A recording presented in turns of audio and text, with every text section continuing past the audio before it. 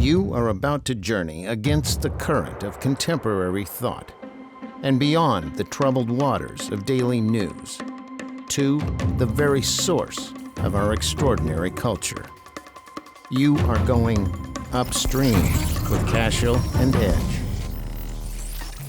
Kids, what's the matter with kids Jack, today? what is it with these kids? I don't know. Where's Paul Lynde when we need him to instruct us on that?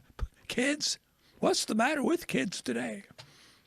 Well, unfortunately, it's just us in the center square. We don't have Paul. You know, he's For heaven's sake.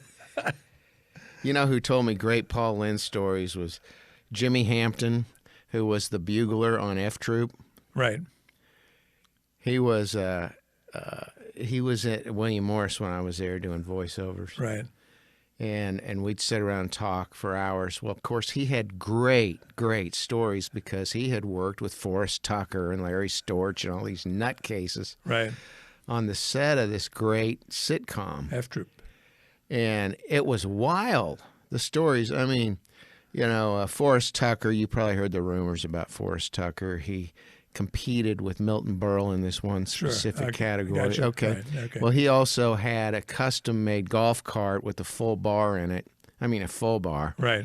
And boy, if they weren't knocking off at noon, Yeah. he was going to the golf course regardless if the scenes were captured or not. Right. And he was telling me about Paul Lynde. Right. He said when Paul Lynde was a guest, he was sitting. He said Paul Lynde was so damn funny, but he was sitting alone, and they were doing autographs, and none of the kids were coming up to Paul Lynde for autographs. Afraid.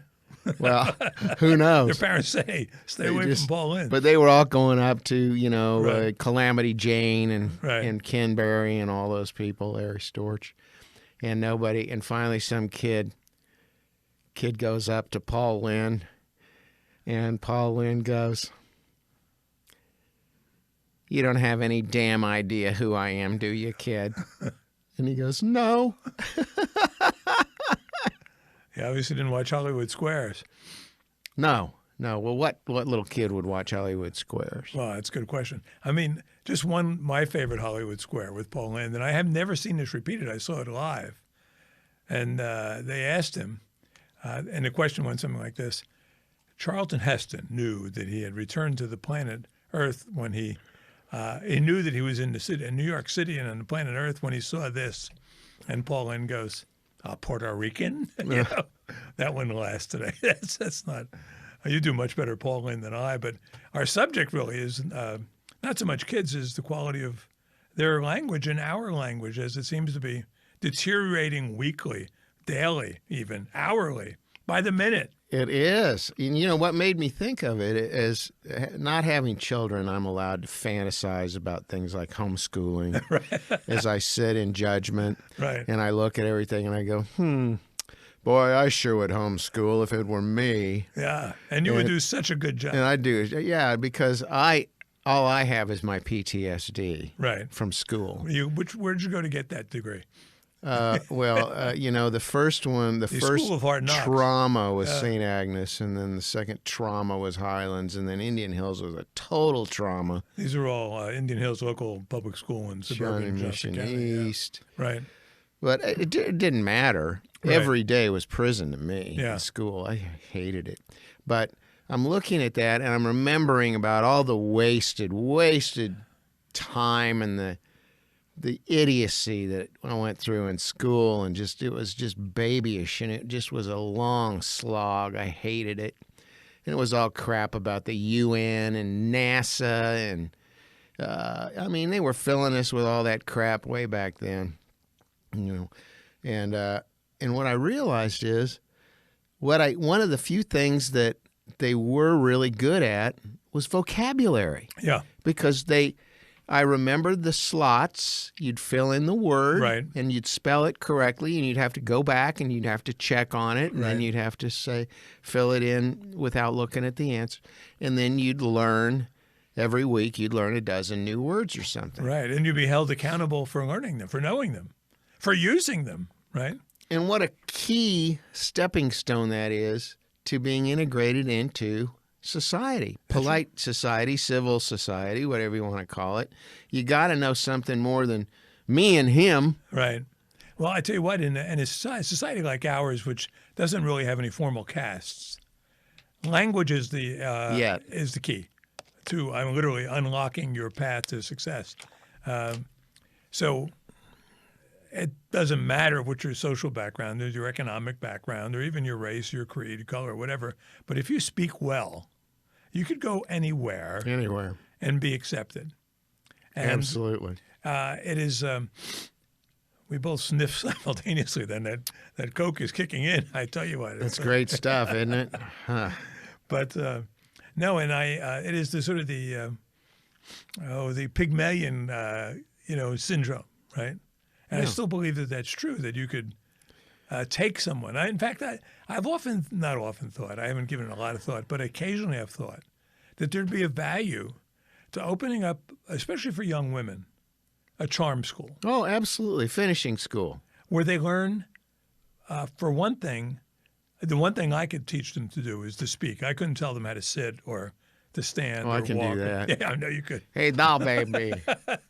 Give me a little turn around there. That's Ace's doll. I was watching a TV show, I think with my wife or something, and there were these 5 women on the show. It was like a panel show, so you could see all 5 of them, And I was thinking, and I said this, I said, every woman who sits down at a panel show has to think about how am I going to sit, right? Absolutely. Whereas a guy, you don't even think about it. It's not something you've ever been trained to do, and you don't care. But language, though, I mean, you could teach a person how to sit in 30 seconds, 2 minutes. But language is a lifetime, or not. But even a concentrated 6 months exercise could turn, a poor working class girl into someone with ambitions and aspirations. I think if you don't have some training or you haven't made a lot of progress in that area, it will hold you back forever. Yeah. Because all you got to do is say one thing in a meeting.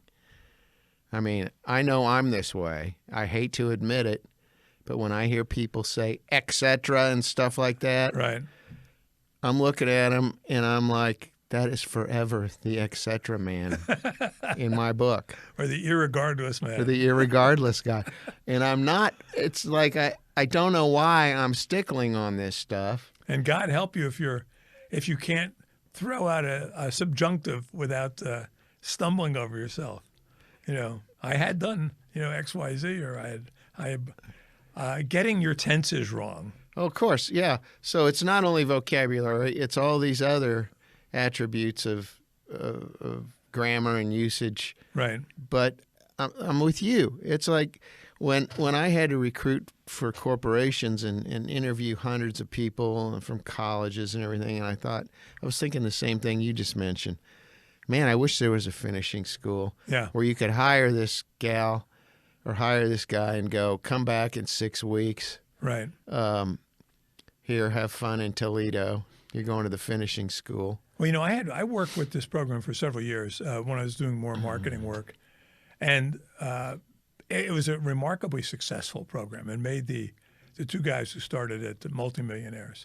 I mean, 9-figure millionaires, and the word millionaire has lost all value. I mean, it's just. Is this the local seminars company? No, what these people did, is they started off, I believe, with plumbers, and they recruited hundreds Palmer's Candy? Plumbers. Oh, plumbers. And they recruited mom and pops. Mm-hmm. And they brought them into one big organization. Oh, yeah. I remember you talking about this. And they trained them up.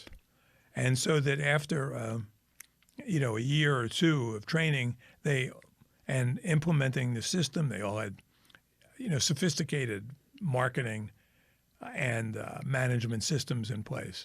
The marketing was critical. And part of the marketing was to turn every technician into a salesman so that they would go and upsell, as the word goes, when they go into a house. So you went there plumbing and say, boy, by the way, we have these new filtration systems that can go right on your refrigerator, right? And the secret of success, there was a lot of the little technical stuff they did, like putting on booties and being polite and knowing, how to enter and exit, house and say ma'am and sir. But as I said to the guys who were running this, I said, boy, you give me a few months with these. We start a program where just plain speaking, where we teach them how to speak. Because you elevate your chances of making a sale in a person's home, especially, if you are speaking the same language they are or better, right? But if you're not, if your tenses are wrong, if you're, screwing up your words, you're misusing them, your future is limited. And they didn't never. They're going to be great with you unclogging the stuff, but when you're trying to sell them a new stone facade in the bathroom, and you're saying ain't and don't and all that, right? They might wriggle off the hook. That's right. They're not going to trust you. Yeah. I mean, it's just the reality. It's just life in the USA. And I suppose if you lived in England, if you were like the king, you could use ain't all you wanted to, or I done brung that up. Mm-hmm. But it's a really important way to do it. And homeschooling may be the answer. I mean, I'm sure homeschoolers speak better than Was it 30 Days to a More Powerful Vocabulary that was a big hit when? Right. That was when I was in high school, or they used that That's book. right. And then they also had, which was sort of de rigueur among working class people, was the Reader's Digest vocabulary guide at the end of each issue. Do you remember this? Vaguely remember that. And they'd have 20 words. And was that in the regular Reader's Digest a little? Yes. Okay. Yeah. And everyone got the It was fun. I used to read that just because vocabulary's fun. That's right. And Reader's Digest was in virtually every household in America at the time. And most households wouldn't have but a handful of books, but they'd have Reader's Digest. And at the end of it were these 20 vocabulary words, and you were expected to learn them. In my house, we'd be grilled on them, and I would be embarrassed if I didn't get them. Oh, yeah. At least once I reached a certain age. And I mean, that's a challenge. You look at that and you go, hey, look, if half the globe knows this damn word, there's no excuse for me not to learn it. Right. I mean, you were kind of exposed. It's like it was a good, clean challenge. That's right. And you got shamed if you missed it. That's right. And then that doesn't happen anymore. You take your SATs, and it would be your ticket to college, even. And then we begin to see the deterioration of, and now SATs are being thrown out. I remember the black economist Walter Williams being asked if SATs were Played golf with him once. Did you really? Yeah, in Doral. And is he a good golfer? Yeah. Does he cheat? No. No, I'm just teasing. He unfortunately is no longer with us, but his answer was a good one. He was asked on a panel show, is the SATs, do they discriminate? He goes, yes, they do. He said they discriminate against people who don't know the answer, right? Well, there's no reason that you can't go to the back of a book and study your 20 words.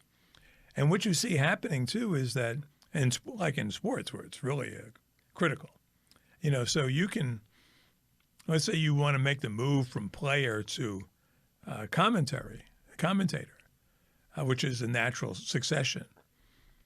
Your language skills will hold you back big time if you don't have them mastered. Now, that's not to say you can't elaborate and be colorful and and go Terry Bradshaw on them and use cornpone language occasionally, but you have to have a base from which you're working, and if you don't have that base, you're not going to get very far. No, you got to have standard English skill. You got to be Len Dawson. Yeah, you got to be able to. That's right. Present yourself. Right, it moves kind of seamlessly into the world of doing sports in Kansas City for 30 years or whatever. The assaults on the language come from a variety of different places, though. Oh, yeah, and a lot of them politically motivated because it's a failure in the education system. You got to look at that primarily and go, oh, they can't allow this to happen because this is right and wrong. At some level, somewhere in there, even though the complexity industry runs the educational system, right. So there's all this moral relativism and secular humanism and what do you call it, intersectionalism or intersectionality, right. And there's all this assumed, presumed eugenicism and all this stuff that's being taught, and I forget where I was going with that, but what language is not mutable. It's not. There's a fixed language, And you can choose to ignore Ebonics. it. I mean, Ebonics was a classic case of that. And That's political. You remember that? That's I right, mean, right. they came down and said, well, this is terrible. This is horrible. You're not teaching these poor kids out of the ghetto how to speak English at all. You're not correcting any of these. And they said, shut up, white supremacists. This is Ebonics. right. Why do you insist that children say ask when ax is perfectly acceptable, right? For instance. Mm-hmm. However, if you watch, and this is true of white language as well, but language among blacks has regressed. You go back and watch, hear recordings of black people speaking 30, 40, 50, 60 years ago, and they're speaking better, Oh, yeah. uniformly better. In a similar vein, I was looking at, sometimes they put these things up on YouTube, like New York City in the 1910s or whatever, and they're street scenes, right? Street scenes of Harlem's in the 1930s. Everyone was so well dressed, right? Well turned out, dapper, more self-respect, and the language reflected that. And so people would come up from the South and they'd bring their Southernisms with them, but they'd come to the city, and what the city did was level them out to let them know that that language it may have a place, and when you're joshing around with your friends, always will, but not when you're trying to advance in proper society. And now, proper society is being asked to adapt to the bad language, and it's not just in black language at all. No. Entertainment industry's doing their part to drag everything down. Right. The newspaper or whatever, the media is doing their part to drag the language down. Everybody's kind of dropping the ball at the same time, going, hey, this is a new world. Why should we care? It's a long way from the middle Atlantic accent that everybody in the media used in the 1920s and 30s. Right. And the 40s. But then they moved to the Nebraska accent, the mid-central, mid-American accent. Johnny Carson. Right. Or all those guys are from Nebraska or thereabouts. Dick Cavett. Right? Yeah. But that Middle East, that Middle Atlantic kind of clipped sort of William course, Buckley, Yeah. Edward R. Murrow, those guys who spent too much time commuting back and forth. But here's I would say to me, the single greatest erosion of common speech today revolves around one word. Okay, I give up. Like. Ooh, that one. Ooh. And I was thinking about this as to what the genesis of that construct is. I blame it on Sylvester the cat, or Jinx the cat. Jinx the cat. Okay. Jinx the cat. I'm a Sylvester fan. I would have been mightily. Remember Jinx with Pixie and Dixie? Yes, right. But he was a lesser figure than Sylvester. He said, hey, you guys, I hate Mises to pieces. Sheesh. I hate those Mises to pieces. He's the guy. You guys. He started the thing. And do you think it was done was he a communist or was he just a fellow He was traveler? a commie cat.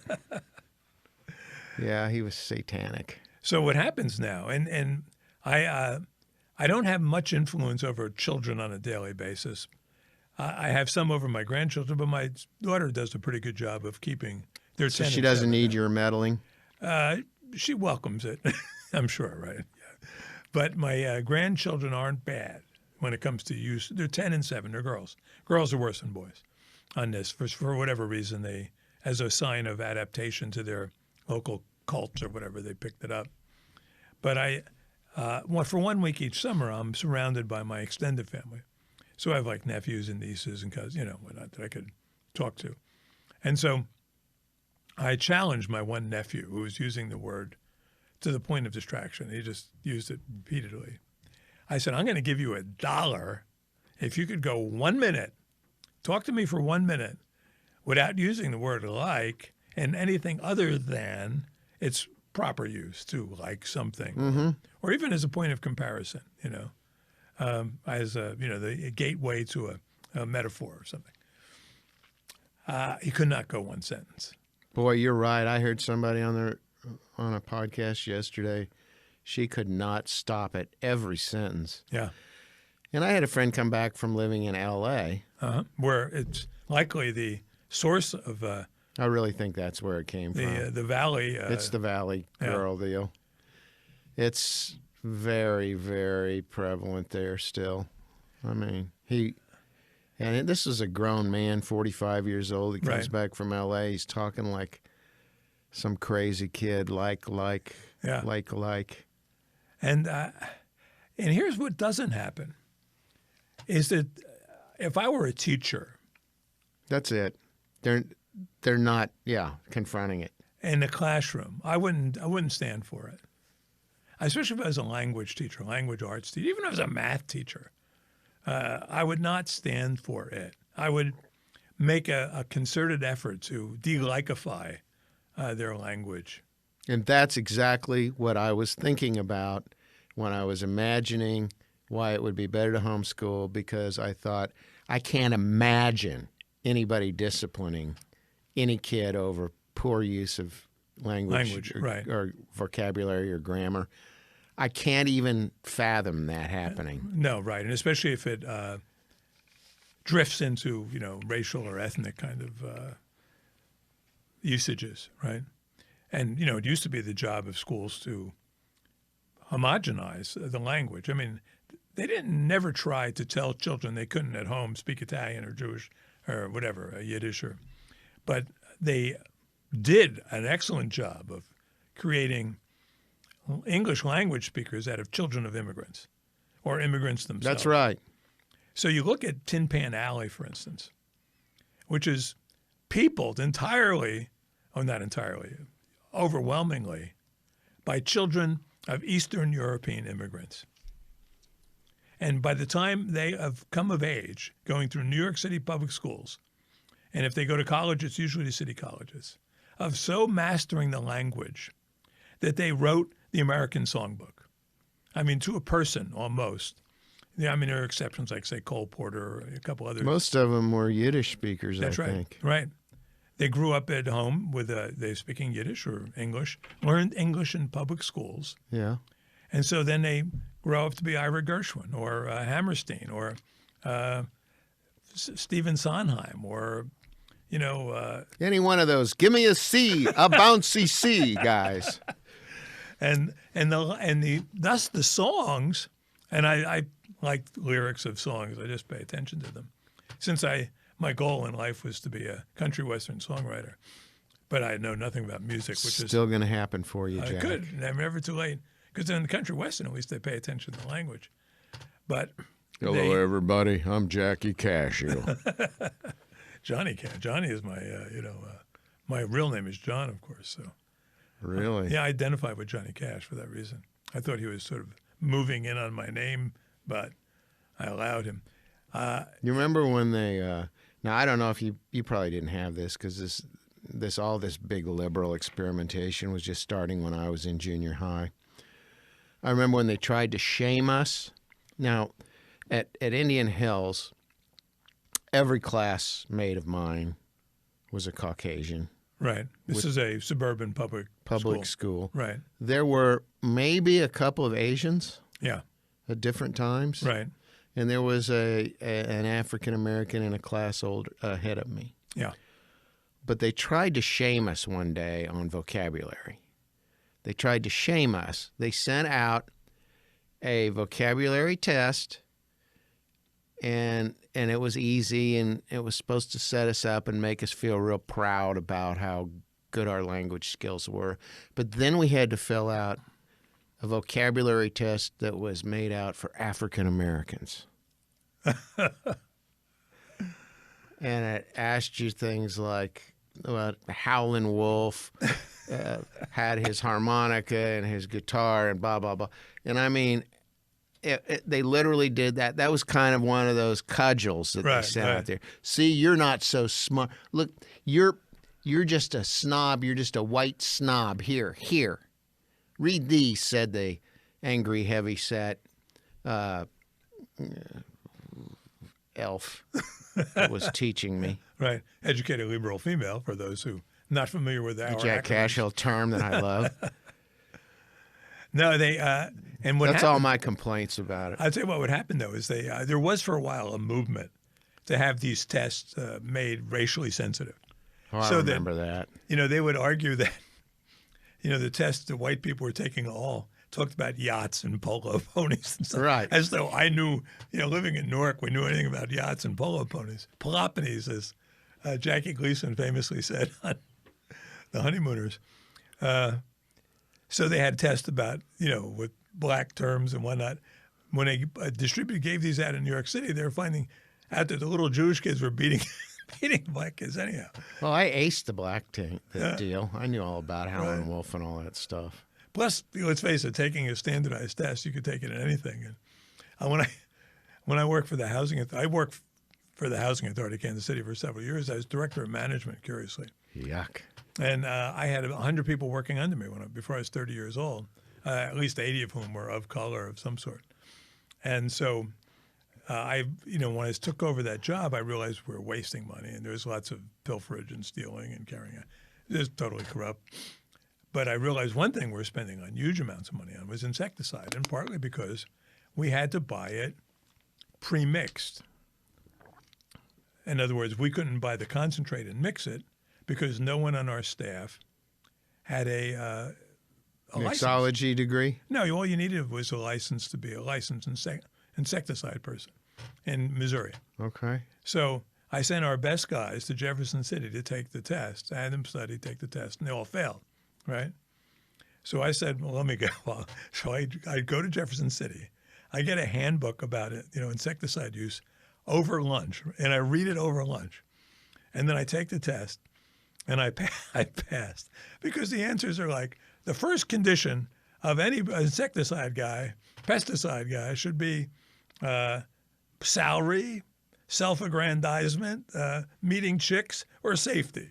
Well, safety, gee, that's the way the test goes. Yeah. The tests all go that way. So. One of those deals, yeah. So you were talking to a guy who, based on his ability to take tests, is a licensed, at least my license is, I presume, has expired, but a licensed pesticide. Can you give me some Roundup? Because, I hear a lot of bad shit about Roundup. Well, I tell you, But I just have some good feelings about that. Yeah. I think it's the thing I like about it. It kills weeds. Right. So I want to put it on everything. Is that smart? I want to drink it. I did, by the way. I work with Monsanto on one project related to what we're talking about. Yikes. And no, actually, I thought it was a good thing. Because I believe in GMOs. I'm one of those rare people who do. But I think they're personally, I believe that Pollyanna. Pollyanna. I'm just progressive. I'm just beyond you. But anyhow, what we did, what our goal was, and I was working with this high-end international consultant, was to teach American farmers how to communicate the virtues of GMOs to European audiences. I know you're looking at me like I'm the devil's spawn here, but That's about the darkest damn thing I've heard about you. and not only that, but And I've I imagined a lot of do dark not things. feel apologetic about it at all. I thought we were doing a good thing. You're just like George Soros. Yeah, me and Klaus Schwab, George, we all hang out together. Oh, man. I helped them with their English skills, their American English skills, and mine being, of the New Jersey variety. This is just slightly toxic. No, that is a subset of our larger conversation. But the goal was, let's forget the nature of the product, but it was an interesting challenge. That is to take farm guys and to teach them how to communicate. In fact, I've done a lot of this with candidates, especially political candidates, just helping them learn how to communicate.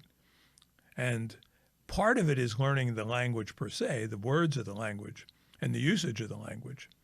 But also a large part of it was just how to arrange their thoughts and make their case. And advertising is a good backdrop for that, as you know, right? Absolutely. You're sitting there sweating over headlines, trying to grab all those words in your toolbox and come up with the right headline. Right. That'd be hard to do if you didn't have a vocabulary. It would be. And sometimes, Hey, great headline. right, Try this. I remember one experience I had, which really spoke to my philosophy of advertising. and the way the language works. I was called in by what happened at Sprint at that time when I was here in Kansas City. It was a big deal. Is that each division was given its own responsibility for advertising. So this was the world headquarters for Sprint for a long time. And we're talking 30 years ago now. And this one division asked me to come in and to give a tutorial to these executives who are now going to be responsible for advertising about how it works and what they should do. And I did. And then as I was leaving, they said, Jack, could you take a look at an ad that we're kind of concerned about? And I said, sure. And I looked at the ad. This was going to be a full-page ad, and the Wall Street Journal. It's a $100,000 placement at the time. And their ad company was Ogilvy and Mather, which is as big as it was. And I looked at the ad, and they said, and the headline of the ad was, How to Use an Automatic Weapon. And they said, do you think that's a little problematic, given the fact that the Iraq War was going on, et cetera? I said, well, it's problematic, but not for the reason you say. And they said, why is it problematic? I said, it's problematic because I have no idea what you're selling. And you have underneath it a blueprint of something that I don't know what it is, right? So the joke ain't working very well. No, it's not. And I said to them, what is the thing I'm looking at here? And they said, oh, it's this new kind of revolutionary fax machine, you know. And I said, what does it do? And he said, well, it lets you send 1,000 faxes to 1,000 people in a minute. I said, bingo, there's your headline. Send 1,000 faxes to 1,000 people in a minute, right? Scrap the automatic weapon thing. It's just a stupid headline. And then I said, get rid of the blueprint, because people, I said, in ads like to see pictures of people. And they like to see pictures of people doing things. And I said, who's your audience? Who buys this? Who makes these decisions?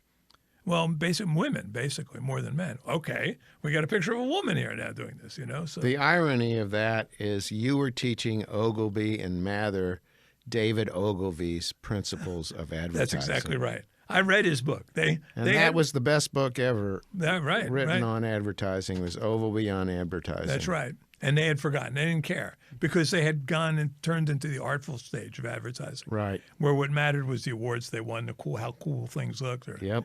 And so... And, man, we were knee-deep in that when you and I were in the business. Oh, right. That Fighting it. That transformed the cultures in all those ad agencies. They were all about the awards and right. slick and how much of that graphic stuff you could steal and repurpose and have it look glitzy and win an award, and how tricky the headline was. Yeah, right, exactly. And so what happens at the end of the story is they said Ogilvy and Mather is so upset they don't even want to place the ad. Oh. I said, well, I'll place it, right? Really? I'm looking at $15,000 for 2 phone calls if I place the ads, right? Right. And then Ogilvy and Mather thought back. I knew they'd think better of that, you know. They weren't that miffed about being upstaged by some yokel in Kansas City. So they said, well, they swallowed their pride and placed the ad and deprived my children of Christmas that year. No, we managed. We got by. But well, there was a very hurt junior copywriter somewhere that day. Yeah, you know that wasn't their top-of-the-line copywriters. But even if it were, they might have been doing that kind of stupid stuff back then. They were getting into that school where you can't even read the copy or the headlines or the type. You know, I tried teaching advertising copywriting at Rockhurst College. I was an adjunct there for a couple of years. And they had me teach. They had a course. It wasn't my idea to teach. It wasn't my idea to design a course on copywriting. It already existed. So I went in and I taught the course. And then at the end, I talked to the administrators. I said, what do you think about the course? I said, get rid of it. And they said, what's the problem? I said, your students don't write well enough to write advertising copy. I said, to be a good ad writer, you have to be a good writer. You have to know the rules of the language. You have to know. There you go. how to, before you can break the rules, have to know what the rules are. Exactly. Right? And that's the zero-sum perspective that all these schools have. yeah, And you just eloquently put that. You have to know the rules to break the rules. right. And creativity, as they say, is all about innovative breaking of the rules in a way that is a net positive. That's right. You have to know what the rules are in order to violate them with just the right amount of dissonance, just the right amount of color, whatever it is, to upset the apple cart, but to do it in a compelling way. These people are a million miles from that. That's right. And you have to do it in a way that doesn't call attention to itself. Exactly. So that it's seamless. Get it, get it, get it. Right. We broke the rules here. Get it, get it, get it. You cannot just chop, chop, chop and expect to make a readable product. So what I also introduced at Rockhurst, and I doubt if they kept it, but it was a good idea, is then after the first semester there, I taught a second course on feature writing, which was much better, right? Now, there's much more value to that. Creative writing poetry, just a waste of everyone's, a waste of everyone's tuition dollars and your parents' hard-earned bucks. But feature writing, you have to teach the language and how to write, and so there's, and what I did is that what happens now is great inflation has destroyed the ABC scale. So typically at a higher end university, if you don't get an A, your parents are calling the dean, right? I mean, it's become almost that bad. So I had taught just previously in France, and French universities have a very rigorous system, and that is they have a 1 to 20 grade.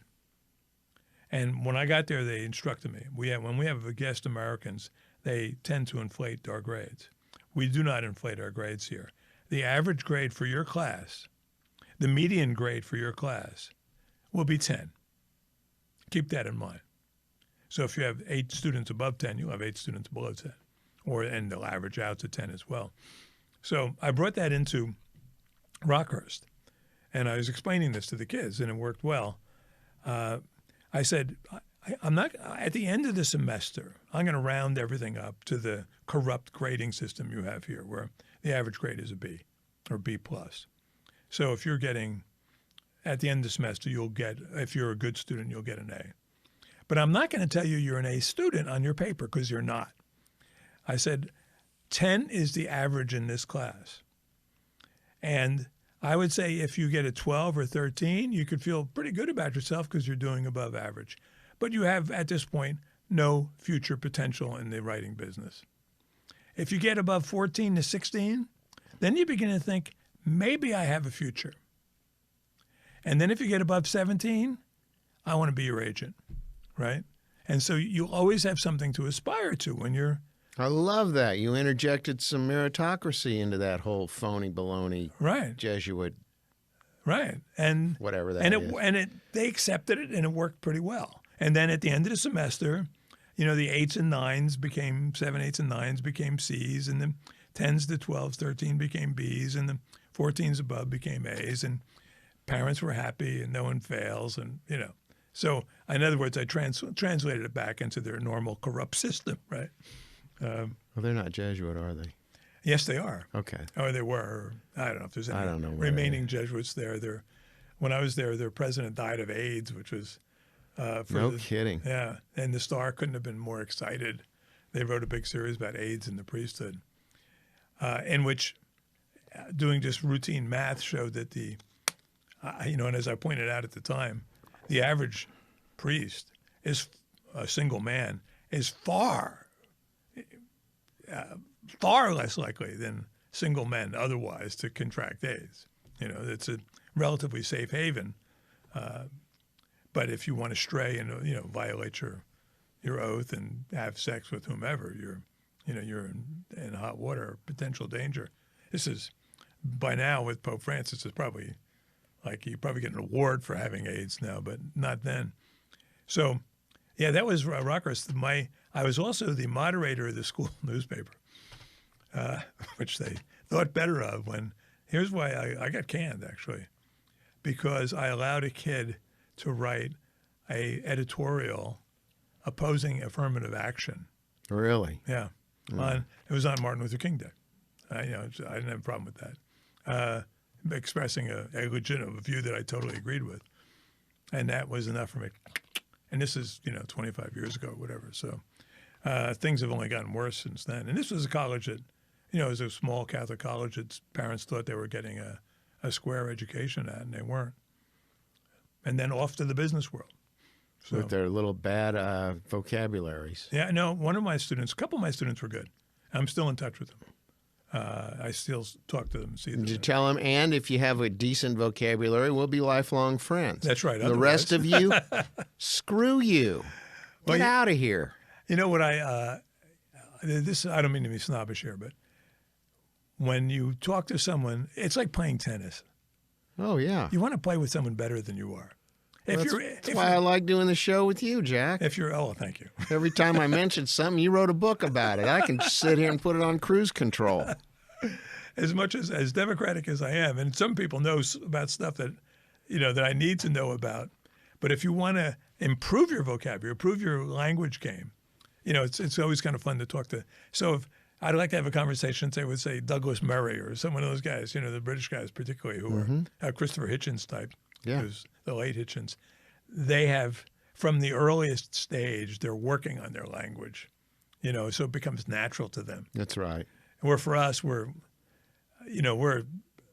distracted by so many things. And well, one of the few places, and people should be focusing on this anyway, because the media, the way it's been presented today, has a lot of faults. There are a lot of flaws. There's too much soundbite, too much headline. Right.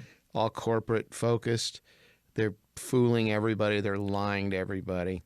But we have for the first time ever the opportunity to find long-form, deep-dive interviews with truly important people who are in the middle of the unfolding events.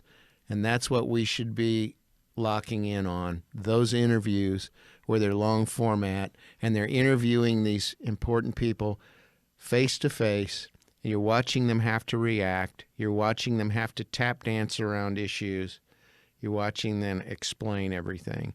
And you're learning vocabulary and you're learning all these things because these are the smart people. That's what you ought to be watching these days because it's never been easier to find that stuff. That's right. And there's no corporate filter. So you're not wondering that if what these people are saying, they're editing themselves as they're saying it. They may be slightly to preserve their futures. But if you can't tell by now at this stage of life, if you're mature, that somebody's BSing when they're under the gun in an interview, right. Well, you got yourself to blame. I don't know. Yeah, you ought to be able to pretty much suss it out just by watching the guy. That's right. Well, he was sweating.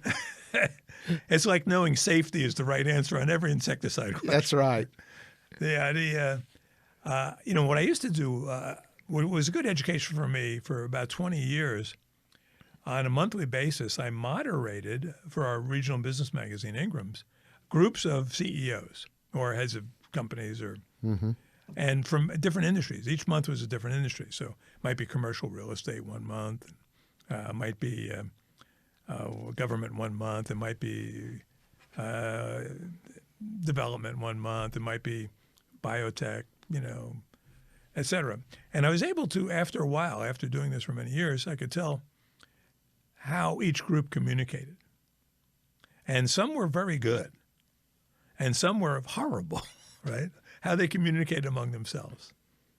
The best, in their own way, were the IT people and the biotech people. They spoke so concisely, with so little BS. It's the engineering aspect. Right. And with what was difficult for the outsider was to pick up on all of the acronyms, which they use relentlessly. So I'd be finding myself writing these things down, and I don't want to ask because I'm supposed to know this. And then I'd look it up later because I had to write up the report. But once you master that vocabulary, there was no room for BS. They were just very precise and very succinct and to the point. And they would recognize... Not woke. Right. Not woke. Didn't have anything to do with it. None was woke. Right. And they would recognize each other's viewpoint. Ah, boy, that was great. Yeah, you're right. Right. I give you 2 pocket protectors for that answer. And a old school, what do you call it? Slide rule. Slide rule. You know, when I started at Purdue, they were still wearing those in engineering school. And there was a debate at the time as to whether you should be allowed to use a pocket calculator, because only rich kids could afford them then. They were like $200. There you go. It's about $1,000 today. But the worst group of all the groups, easily the worst group, the most volatile, the ones who just spoke needlessly and at long length, and to hear themselves speak and to praise themselves with their own self-flattery. I can imagine a lot of them. Human resources. No, government. Any government entities. The development people bothered me because, they were the ones most inclined to use cliches that would drive you frigging mad, because then once they picked one up, they wouldn't let it go. I wanted to bitch slap this. At one point, I said, I'm going to slap the next guy who says tools in my toolbox. Right? These are like, urban planners, right? And they have all these tools in their toolbox. They want you well, remember, they're complexity industry people. So what they want to create is abstract. They want to create plausible deniability and perverse incentives. Right. So, I mean, really, that's one of the worst places you can be as any government thing. Cause they love those words that and they just talk. And it's like time is not an issue for them. More the IT guys, time was total issue. For the government people, they're on your dime. They don't care. Now, the one group, though. What's time to a hog? And we have to close with this because we're kind of running out of time here. But the one group that was most frightened to speak, there was, even then, now we're talking 10, 15 years ago, that was always looking over its shoulder every time they said anything. HR. The HR lady with the candy dish on her desk and peering over her half glasses with the chain on them and the short haircut. And at that time, I can see her now. And at that time, and I know it's true even to this day to a lesser degree, these people realized that their whole profession was being compromised. And I remember this is during and right after the Clinton instituted the Family Leave Act, right? Which was a disaster, but no one was allowed to say it. And so I asked them, one day I said, what's the least, of all the regulations under which you live, which is the one that is most troublesome? Then they kind of looked around at each other and someone finally said, the Family Leave Act. Everyone said, the Family Leave Act, you're right. Terrible, horrible. It was sprung. Then I went one step further with them. I said, how about EEOC? And then it was like eyeballs were rolling. They were ready to explode, but they hadn't quite reached that point yet where they felt empowered to do that. No, because they know that's a career killer. That's a career killer, and that was a public forum. Third rail. But I have one relative. I can't even get that close to saying who this is, but I've been encouraging. I have a friend. Let's say I have a friend who's high up in HR. Not a relative. No, not a relative. Doesn't have the same name as I do, not at all. And to write a book, an anonymous book on the secrets of an HR professional. And it's a world where the language has been twisted in Orwellian pretzels because they're not allowed to say what you and I would be thinking or what they would be thinking or any sane person would be thinking. I read a good book about that one time. It's called 1984. It was called Post Office by Charles Bukowski. I have not read that. Okay. I saw the movie, with the Las Vegas movie. Yeah, that was a good movie. Yeah. He's a drunken, mad poet, right? Bukowski. Yeah. I mean, but he wrote some novels. Yeah. Post Office was one of them. It was all about that unbelievable catch-22 of being in one of those environments. Yeah. And being a wild man writer and putting up with that other world. Yeah. Well, I don't know how they exist in that world. Like I say, I'm encouraging this friend to write his book, their book, right there. There's the ultimate corruption. When you have to say they for he. I know. And in HR, you got to That's do the only that. thing they're learning. Right. We haven't even gotten to that. That's a whole other show. But we'll pick that up some other time. And we are here, of course, at Real Media. Teaching vocabulary every day. Right, and we could bring your class in, or let's say you're an aspiring political candidate and you want to learn how to speak, and we can have you walk out of here with the Gettysburg Address. Exactly. Real Media is located in Overland Park, and there are other people now doing podcasts here, and we encourage you to think about doing your own, which is a great way to communicate quickly and efficiently to your audiences.